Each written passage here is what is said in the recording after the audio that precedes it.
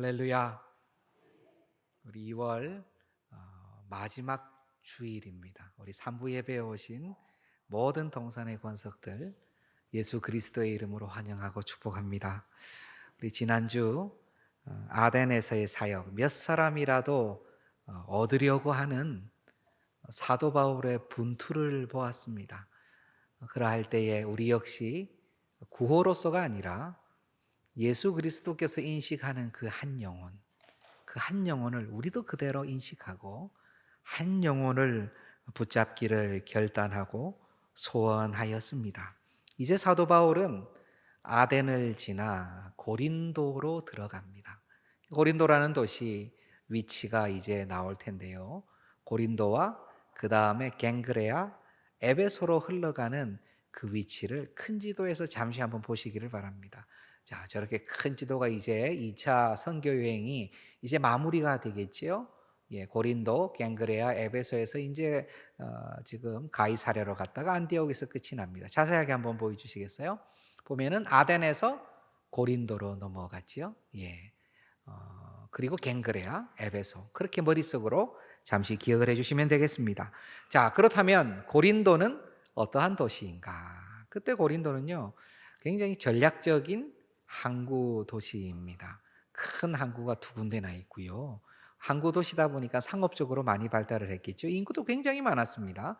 한 60만 명이 있었다고 하는데 그 중에서 거의 한 25만 명이 자유인, 35만 명 정도가 노예, 종들이었다고 합니다. 그러니까 굉장히 부유했던 도시죠. 로마가 전체 인구의 한 25%가 자유인, 한 75%가 노예로 구성이 되어 있었어요. 그러니까 매일 10일씩, 20일씩 한 달에 휴일을 하고 일하는 날은 거의 없지만 재정은 차고 넘쳐나는 그러한 일들이 있었죠. 그러다 보면 그러한 삶의 행동은 삶의 윤리나 도덕 가운데 굉장히 부패하게 드러나기 마련입니다. 고린도 역시 모시고 있던 여신이 아프로디테 여신입니다. 아프로디테 여신은 사랑의 여신이죠. 그러다 보니까 이 도시 전체가 성적으로 굉장히 방종했어요. 고린도 전후서에서도 그러한 얘기가 많이 나오죠. 고린도 안에서는 큰 그 아프로디테 성전에는 공식적으로 몸을 파는 여인들이 수천 명이었다고 합니다. 그것이 공식적으로 그러니까요. 오죽하면 고린도라는 이름에다가 헬라어 동사형을 붙여서 고린티아나이즈 이렇게 하면은 굉장히 성적으로 타락하게 하다, 성적으로 방종하게 하다, 이러한 이런 동사가 될 정도로 고린도라는 이름이 아주 좋지 않은 이름으로 유명했지요.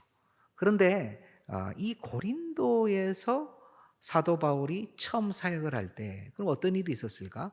그저 똑같이 회당으로 들어갔어요. 회당에서 가르치고 선포하고 역시 비방하는 사람들이 생기지요. 핍박이 있지만 그러면 내가 또 이방인들한테 가서 선교하면 되지 하고 고린도 안에서의 이방인 그룹들에 가서 또 전도하고 선교했습니다. 그리스보라는 회당장이 주님께 돌아오고 여러 사람들이 세례를 받고 주님께 돌아오게 되었어요. 핍박이 있었지만 어느 날 밤 주님께서 환상 가운데 말씀하시는 그 말씀이 굉장히 힘이 되었습니다. 사도행전 18장 9절에서 10절의 말씀인데요. 밤에 주께서 환상 가운데 바울에게 말씀하시되 두려워하지 말며 침묵하지 말고 말하라. 내가 너와 함께 있음에 어떤 사람도 너를 대적하여 해롭게 할 자가 없을 것이니 이는 이 성중에 내 백성이 많음이라 하시더라. 아멘. 우리 주님께서 환상 중에 이렇게 사도 바울을 격려해 주시는 겁니다. 두려워하지 말고 말하라. 핍박이 있으면 다른 도시로 가야 되나, 이것이 하나님의 사인인가 생각을 해왔던 바울에게 때로는 필요할 때 예루살렘에서 또 이렇게 고린도에서 갈 길을 몰랐을 때 마게도냐 바로 앞에서 성경 하나님께서는, 예수님께서는 이렇게 말씀을 해주시는 거예요. 그러면 힘을 얻어가지고 있는 것이죠. 1년 6개월을 사도 바울이 이 고린도에 체류하게 됩니다. 저는 마음에 소원하기로 주님께서 사랑하시는 모든 동산의 성도들이 주님 앞에서 기도로 마음을 활짝 열고 주님의 음성을 들으셨으면 좋겠어요. 그러면 그냥 우리가 어떤 길을 가도 우리 하나님 책임지시지만 때로는 조금 강권하여 말씀하실 때도 있거든요. 근데 그러한 것을 우리가 어떻게 느끼고 말씀 가운데 어떻게 확인할 수 있을까? 기도함으로 가능합니다. 다른 것으로 가능하지가 않아요. 기도함으로 갈 길을 밝히 보여주신다고요.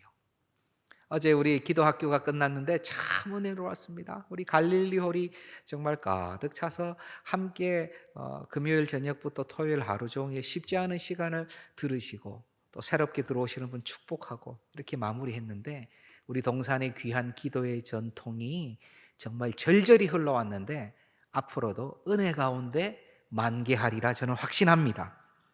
하나님께서 사도 바울에게 은혜를 주셔서 이곳에서 많은 제자들을 키워냈는데 이제 고린도의 총독이 바뀌게 되니까 유대인들이 또 다 일어나서 다시 사도 바울과 그 일행들을 핍박하게 되고 큰 일이 없이 그냥 회당장 소스데네, 그리스보는 이제 바뀌고 소스데네가 괜히 잡혀서 두드려 맞고, 근데 그분도 예수 그리스도를 믿었다는 이유로 맞은 것이죠.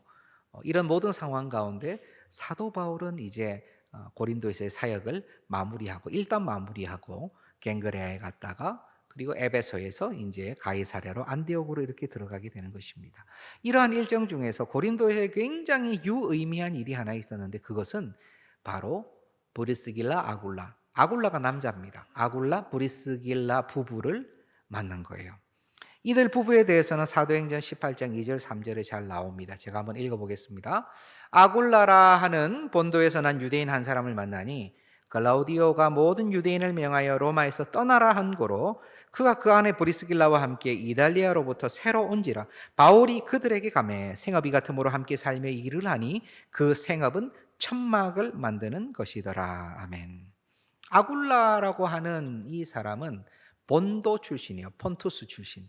비두니아 위의 소아시아 북부지방 출신인데 그가 이탈리아 로마에서 살고 있었습니다. 그런데 글라우디오 황제, 칼리쿨라의 아들, 네로의 아버지인 이 글라우디오 황제 때 로마에서 여러 가지 소요가 있었던 것 같아요. 다른 것은 아니라 바로 유대인과 그리스도인 사이에 실제적으로는 그리스도인들을 핍박하는 유대인들이 분란을 일으킨 것입니다. 저 사람들 다 없애야 되는데 당신들 뭐 합니까? 로마 사람들 뭐 합니까? 로마 총독 뭐 합니까? 하면서 막 일으키니까 이 모든 것들이 힘들어진 글라우디오 황제는 그냥 유대인들은 다 떠나라. 그리스도인이든 유대인이든 너희 다 그냥 비슷하니까 다 떠나라. 그때에 2만 5천 명이 로마에서 떠나야만 했는데 대략 그 정도로 보는데 그 중에 브리스길라 아굴라 브리스길라 부부가 있었다는 것이죠. 그들은 지금 그래서 고린도로 오게 됐습니다. 고린도에서 먹고 살아야 되니까 원래 유대인들은 어릴 때부터 소년이었을 때부터 사이드 잡을 하나 가르칩니다. 먹고 살 수 있는 생계형 일을 하나 가르쳐요. 참 필요한 것 같아요. 그런 건 좋은 것 같습니다. 천막 짓는 일을 전공으로 했어요. 사도 바울도 천막 짓는 일을 전공으로 했었거든요. 뭐 율법으로 랍비가 되든 뭐 다른 일을 하든 무엇을 하든 간에 그들은 이런 걸 한 가지씩 해야만 했었어요. 같이 천막을 짓는 일에서 만난 겁니다. 새로 왔어요. 사도 바울이 그들에게 갔어요. 보니까 예수님을 믿는 자들이거든요. 더 많이 함께 일하면서 함께 가르치고 사도 바울의 제자가 됐어요. 예수님의 제자지만 사도 바울의 또한 제자가 된 것이죠. 그들이 함께 일하면서 함께 하나님 나라를 위해서 섬기고 그러다가 이제 사도 바울이 고린도를 떠나가야 될 때 그들도 함께 했어요. 그리고 같이 에베소라는 또 큰 도시로 가게 된 것이죠. 이때까지 한 명 한 명 주님의 제자들, 뭐 실라라든가 디모데라든가 또 뭐 바나바라든가 뭐 디도 유스도라 여러 사람들이 함께 동행하기도 했었지만은 이렇게 한 가정이 바울과 동행한 것은 처음 있는 일이에요. 브리스길라 아굴라 부부가 이렇게 에베소에서 열심히 바울이 이제 거기서 떠나고 난 뒤에도 사역을 하고 있었는데 마치 바울이 브리스길라 아굴라 부부를 본 것처럼 그들이 한 청년을 눈여겨보게 돼 있는데 회당에서 아주 열심히 설교를 하는 거예요. 하나님 나라에 대해서 설교를 하는 겁니다. 바로 아볼로라는 사람입니다. 그런데 그 설교를 가만히 듣고 보니까 무엇을 얘기하냐면 요한의 세례까지를 얘기하는 거예요. 요한의 세례가 뭡니까? 바로 회개하라, 천국이 가까웠느니라 라는 그 말씀을 하면서 이제 곧 메시아가 오신다라는 메시지를 전했거든요. 그러니까 지금 아볼로가 힘있게 성경에 보면 아주 열정적으로 열심을 가지고 선포한 그 사실은 메시아가 오신다라는 메시지를 선포하고 있었던 거예요. 성경은 아볼로를 언변이 좋고 성경이 능통했다라고 얘기합니다. 이게 얼마나 그 회당에서 이런 설교를 하는데, 야, 진짜 알렉산드리아 출신이니까, 알렉산드리아가 그 북이스라엘 가운데 세계에서 가장 큰 두 번째로 큰 도서관이 있는 도시거든요. 알렉산드리아 학파가 있을 정도로 거기는 학문의 도시예요. 그러니까 이 사람이 수사학이나 철학이나 모든 부분에서 명석하고 뛰어났다고 볼 수 있는 것이죠. 학문의 도시 출신답게. 그 아볼로를 아골라 브리스길라 부부가 데려다가 하나님의 도를 더 자세히 풀어서 알려줍니다. 무엇을 가르쳤을까요? 바로 예수 그리스도가 오셨다. 네가 전하고 있는 그 메시아, 기름 부음 받은 자, 그리스도가 나사렛 예수시다. 그가 오셔서 이 땅에서 사시고 공생애 가운데 제자들을 길러내시고 하나님 나라를 설파하시고 가르치시고 고치시고 선포하시고, 그러다가 고난받으시고 십자가에서 죽으시고 3일 만에 부활하셔서 승천하시고 지금도 역사하시며 성령을 보내주셔서 우리 모든 믿는 자들이 주님의 제자가 되었다. 이러한 모든 것들을 풀어서 가르쳐 준 것입니다. 아볼로가 그 말씀을 듣고 아마 아멘으로 받은 것 같아요. 그리고 온전한 복음을 듣고 그가 이제 온전한 메시지를 전하게 된 것입니다. 평생에 그가 설교하고 간절히 찾던 메시아, 기다리고 대망하던 그리스도가 바로 예수라는 것을 알게 되었으니까요. 또 얼마나 고린도에서 에베소에서 열심히 가르쳤겠습니까? 그러다가 이제 아볼로가 아가야 지방, 고린도 지방으로 고린도로 이제 가게 될 마음을 먹게 됐어요. 그러니까 형제들이 막 편지를 써줍니다. 야, 여기 아볼로 가니까 좀 잘 영접해라. 그 말씀이 사도행전 18장 27절 28절에 나옵니다. 한번 보겠습니다. 아볼로가 아가야로 건너가고자 하므로 형제들이 그를 격려했죠. 제자들에게 편지를 써 영접하라 하였더니 그가 가매 은혜로 말미암아 믿은 자들에게 많은 유익을 주니 이는 성경으로서 예수는 그리스도라고 증언하여 공중 앞에서 힘있게 유대인의 말을 이기미르라. 아멘.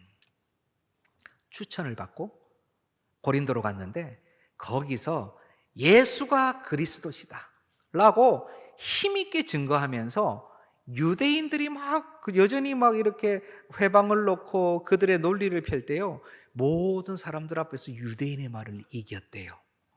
구약을 잘 알고 성경을 잘 아니까 그냥 말씀으로 이겨버리는 거예요. 참으로 훌륭하죠. 우리가 예수 그리스도라고 표현하는 이 표현이 보통 표현이 아닙니다. 바로 예수, 나사렛, 이 지저스, 예수님이 크라이스트, 기름 부음 받은 자란 얘기예요. 이 고백은 보통의 고백이 아닙니다. 이 고백으로 목숨을 잃은 자가 부지기수고요. 우리는 이 고백에 우리의 삶을 다 담아야 될지도 모르겠어요.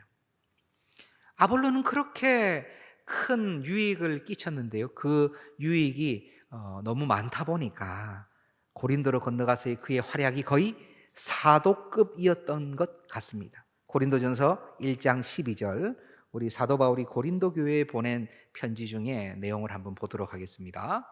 내가 이것을 말하거니와 너희가 각각 이르되 나는 바울에게, 나는 아볼로에게, 나는 게바에게, 나는 그리스도에게 속한 자라 한다는 것이니. 이 말씀은요, 사도 바울이 고린도 교회를 굉장히 조금 야단치는 거예요. 너희 안에 분파가 생겼다는 얘기를 들었다. 분파는 좋은 것이 아니죠. 그런데 분파가 어떤 분파냐? 나는 바울파야, 나는 게바파야. 게바는 베드로죠. 베드로파야. 그런데 또 어떤 파가 있어요? 나는 아볼로파야. 그러면 이 아볼로라는 사람이 여기서 얼마나 유명해진 거예요? 거의 사도급으로 올라갔다는 거죠. 물론 뒤에 보면 나는 그리스도파야, 꼭 이런 분들이 계십니다. 야, 나는 위야, 나는 밑에야. 그럼 나는 중간. 나는 오른쪽이야, 나는 왼쪽이야, 나는 중간. 게바냐, 사도 바울이냐? 아니야, 나는 그리스도파. 계시죠? 다 그리스도파인데. 어쨌건 고린도 교회는 사도 바울에게 야단을 맞고 있지만 일단 아볼로가 이곳에서 얼마나 은혜를 끼쳤고 영향력을 미쳤는지를 볼 수 있는 단편입니다. 청출어람, 이청어람이라는 말을 많이 들어보셨을 거예요. 순자의 권학편의 첫 소절에 나오는 부분인데요. 청출어람, 청색, 푸른색이 쪽색에서 나왔지만 쪽보다 더 푸르다라는 뜻입니다. 쪽에서 나왔지만 실제로는 더 푸르다. 주로 제자가 스승보다 더 나을 때 이 청출어람이라는 말을 많이 쓰죠. 제자가 스승보다 나은 경우가 많습니다. 축구 선수, 야구 선수, 학문에서도 그렇고요. 정치인들도 그렇습니다. 그런데 세상은 어떻습니까? 스승을 기억합니까? 제자를 기억합니까? 제자를 기억하죠. 제자를 기억하면서 스승은 잠시 한번 언급이 됩니다. 이러한 훌륭한 스승 밑에 더 훌륭한 제자가 있었다. 교회에서도 좀 그런 것 같아요. 나를 통해서 전도된 분이요, 모시고 와가지고 전도가 됐는데 이분이 너무 더 은혜를 많이 받아요. 너무 은혜를 받고 너무 열심으로 순전하게 주님을 섬기다 보니까 막 교사도 더 열심히 하고요, 직분도 더 빨리 받고, 교회에서 막 존중과 존경도 더 많이 받는 거예요. 마음 가운데 기쁜데 한편으로는 야, 대단하다. 나는 저렇게까지 못하는데, 내가 전도했는데. 내가 전도한 분이 어릴 때 아주 그냥 코 찔찔 흘리는 아주 조그마한 학생이었는데 갑자기 어느 날 보니까 아주 훌륭한 사역자가 되어 있는 거예요. 아, 대단하다. 내가 어릴 때 가르칠 때 그렇게 야단 많이 쳤는데 지금은 아주 훌륭하게 열심히 사역을 하는구나. 근데 나는 또 지금도 아직까지 말씀 잘 모르는데. 항상 내가 먼저 전도하고 섬겼지만 그 후세가 더욱 힘있게 하는 것을 보고 은혜롭고 감사하지만 한편으로는 아유, 나도 좀 내가 왜 이렇게 약할까 하는 이런 아픔을 얘기하는 분들을 제가 들었어요. 그런데 세상은 제자에 집중하지만 우리 그리스도인들은 걱정할 필요가 없습니다. 왜냐하면 세상이 판단하는 그 판단으로 우리 주님께서는 판단하지 않으시기 때문에 그래요. 우리 주님께는 이 세상에서 유명한 자, 유력한 자, 무명한 자, 무력한 자 차이가 없습니다. 오히려 주님은 무엇으로 판단하십니까? 주신 은사와 달란트를 얼마나 썼느냐로 판단하세요. 하나 주신 분에게 하나 주셨는데 2개를 원하지 아니하십니다. 0.5개를 주고 하나를 찾으시는 분이 아니에요. 그렇게 착각한 종이 하나님께 큰 야단을 맞았습니다. 오히려 우리가 걱정해야 될 것은 뭐예요? 주신 것을 다 하나님 앞에 올려드리는가? 내게 주신 달란트를 활활 태워가지고 하나님 앞에 다 드리는가? 나에게 이런 능력, 이런 자산, 이러한 좋은 것들 주셨는데 하나님 나라를 위해서 가감없이 다 드리는가가 문제인 것입니다. 나의 최선을 드리면 우리 주님은요, 공평하신 하나님은 그대로 다 받아주시고 그냥 착하고 충성된 종이라고 칭해 주시는 거예요. 아, 이게 얼마나 감사한지요, 얼마나 자유한지요. 그냥 우리는 최선만 다하면 되는 인생을 살고 있는 것입니다. 그냥 다 드리면 돼요. 영향력 있고 유명한 것이 중요한 것이 아닙니다. 감동스러운 것이 아닙니다. 그가 유명해지고 영향력이 미쳤다는 것이 감동스러운 것이 아니에요. 더 감동스러운 것은 바로 믿음의 은혜가 예수님에게서 바울에게로, 바울에게서부터 아굴라 브리스길라 부부에게로, 그들 부부에게서 아볼라로 옮겨갔다는 것입니다. 그들 모두가 다 하나님을 위해서 최선을 다하고 있고 또 아볼로는 최선으로 유익을 끼치고 있다는 이 장면, 복음과 훈련의 은혜가 아름답게 계승되고 있다는 것이 너무너무 감동적이어야 되는 거예요. 저는 간절히 소원합니다. 우리 동산의 모든 권석들이 브리스길라 아굴라 부부처럼 또 다른 제자를 낳는, 이기는 제자를 낳는 그러한 제자들이 되기를 소원해요.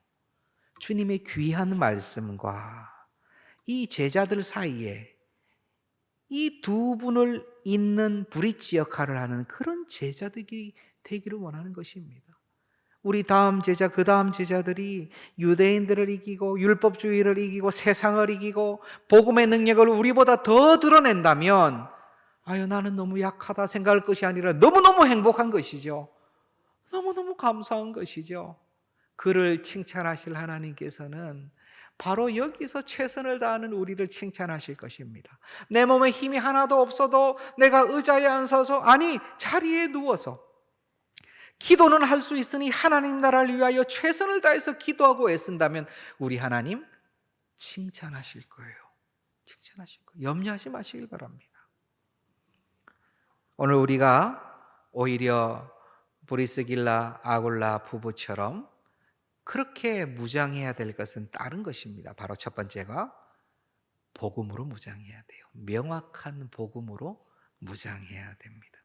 사도행전 18장 26절 제가 보겠습니다. 그가 회당에서 담대히 말하기 시작하거늘 브리스길라와 아굴라가 듣고 데려다가 하나님의 도를 더 정확하게 풀어이더라. 더 정확하게. 아니 그렇게 연설이 뛰어나지 않지만 브리스길라 아굴라 부부는요 복음을 정확하게 알고 있었어요. 우리 주님이 어떤 분이신지, 세상의 구원주 되시면서 다시 오실 심판주가 되시는 것을, 참 하나님이시며 참 사람이신 것을 명백히 알고 있었어요. 저는 우리 동산의 모든 권속들이 복음을 명백히 정확하게 고백하는 주님의 제자들 되기를 소원합니다. 이제 5월 달부터 우리 기독교의 기본 진리라는 우리 성장반 시작할 텐데요. 저는 그 성장반 들으신 분들도 한번 9주 동안 진행되는 그 기본 진리, 또 성경의 파노라마 잘 들어보시길 바라요. 지금 이렇게 주일 설교의 시간에나 금요 비전 기도회 때 설교 말씀으로 다 나누지 못하는 더 자세하고 면밀하고 정확한 진리 체계들을 배우실 수 있어요. 그래서 준비하셔야죠. 그 누가 물으셔도 내 안에 그리스도가 어떤 분인지 대답하실 수 있으셔야죠. 두 번째는 이 부부는요 전적으로 위탁하는 삶을 살았습니다. 사도행전 18장 18절 상반절입니다. 바울은 더 여러 날 머물다가 형제들과 작별하고 배 타고 수리아로 떠나갈새 브리스길라와 아굴라도 함께 하더라. 함께 했어요. 그들은 이제 고린도에 정착하러 왔는데요, 바울을 만났죠. 그와 함께 하나님의 나라를 꿈꾸게 됐죠. 함께 가르쳤죠. 이제 바울과 함께 하는 것입니다. 함께 뜻을 합하여 동지로서 선교 사역을 하게 된 거예요. 그러다가 또 사도 바울이 에베소에 좀 머물러 달라 파송하니까 그곳에 또 머물러 사역을 해요. 그러다가 또 나중에 로마로 갑니다. 로마에서 가정교회 열어가지고 그곳에서 사역자로 또 섬겨요. 정말 귀한 부부가 주님께 전적으로 위탁하고 그의 삶을 주님께 맡겨버리는 거예요. 제자도의 3요소가 있거든요. 증인, 섬기는 종, 하나가 전적 위탁이에요. 전적 위탁이 되어야 제자로서 제대로 걸어간다는 것입니다. 우리는 이미 삶을 주님께 맡겼어요. 그런데 어떻게 본다면 한 80%, 85% 맡기신 분들이 있어요. 95% 정도 맡기신 분들이 있습니다. 한 15% 맡기신 분들도 있을 수 있지요. 그러나 진짜 감사와 행복과 안정감은 언제 나타나는 줄 아세요? 100% 맡겼을 때 나타납니다. 100%. 그냥 주님 살든지 죽든지 살리시든지 죽이시든지 그냥 알아서 해주십시오. 제 인생은 주님의 것입니다.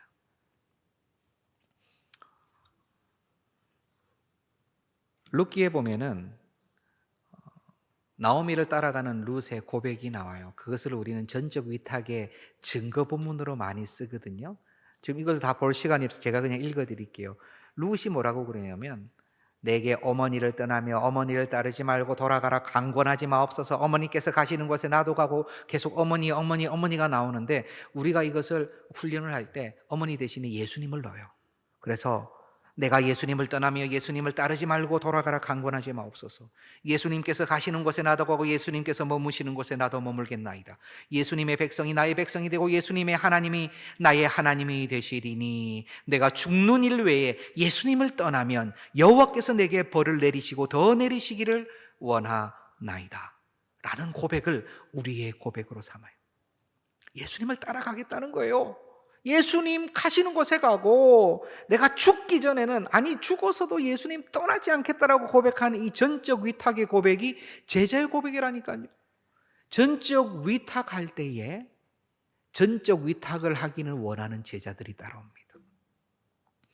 완전히 내어놓지 않으면 주님께서 사용하시기가 힘들어요.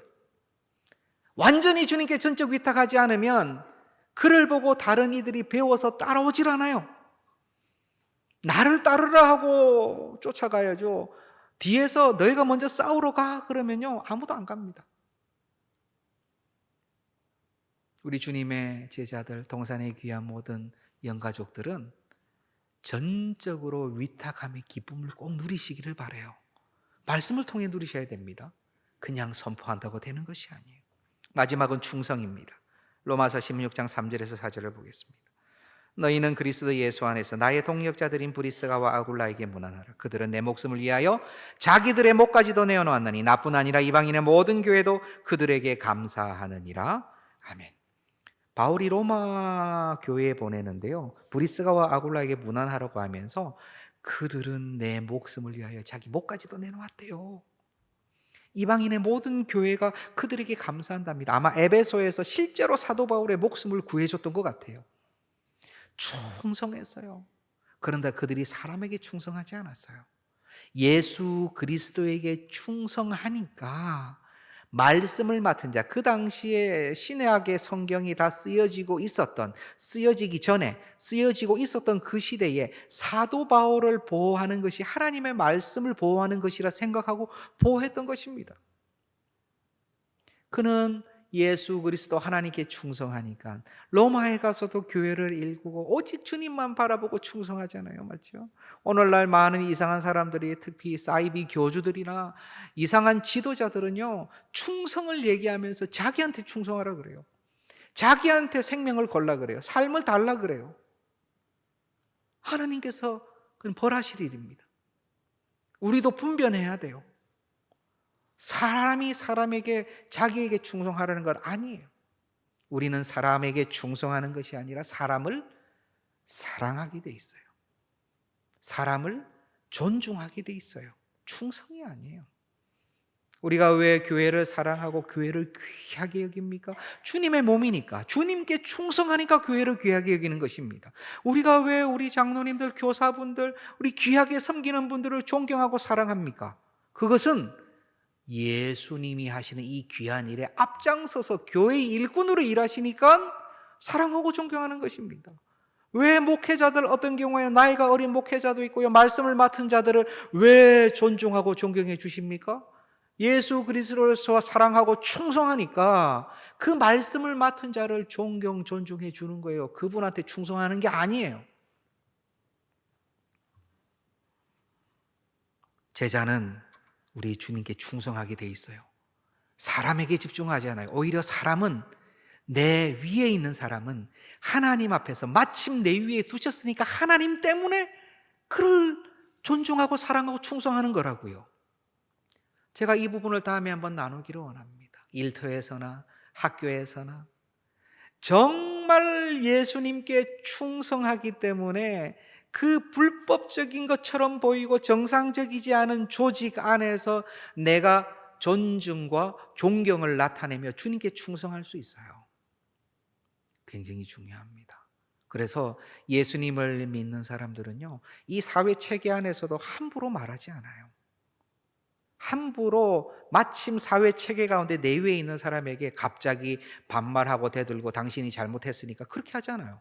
잘못은 잘못이죠.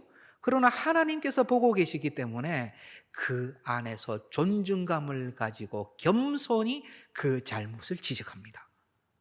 다른 거예요. 고린도전서 3장 6절 7절 보고 마치기를 소원합니다. 나는 심었고 아볼로는 물을 주었으되 오직 하나님께서 자라나게 하셨나니 그런즉 심는 이나 물 주는 이는 아무것도 아니로되 오직 자라게 하시는 이는 하나님뿐이니라. 아볼로 아무것도 아닙니다. 사도 바울도 아무것도 아닙니다. 오직 자라게 하시는 이는 누구라고요? 하나님이시라고요. 하나님. 우리의 충성의 대상은 우리 주님이십니다. 우리가 그렇게 복음으로 무장하고 온전히 전적으로 위탁하고 충성으로 나아갈 때에 주님의 제자들이 많아지는 거예요. 내가 온전히 주님의 제자의 길을 걸어가는 거예요. 주께서 사랑하시는 동산의 영가족 여러분, 저는 우리네 인생이 이렇게 멋지기를 원합니다. 얼마나 멋져요? 얼마나 영적 신이 날까요?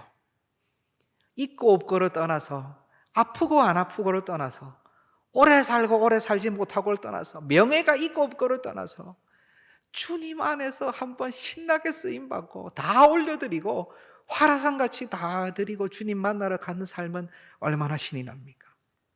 온전한 복음으로 무장되시기를 바랍니다. 전적 위탁하시는 은혜가 있기를 소원합니다. 충성으로 예수님께 선포하며 전사로서 군사로서 주님 앞에 나아가 보시기를 바랍니다. 우리를 통하여 놀라운 다음 세대 제자들이 일어날 것이며 우리 또한 세상을 이기는 그러한 제자가 될 줄로 확신합니다. 이 걸음 힘차게 걸어가시는 우리 동산의 모든 권속 되시기를 바랍니다. 한번 기도하겠습니다. 우리 함께 기도할 때에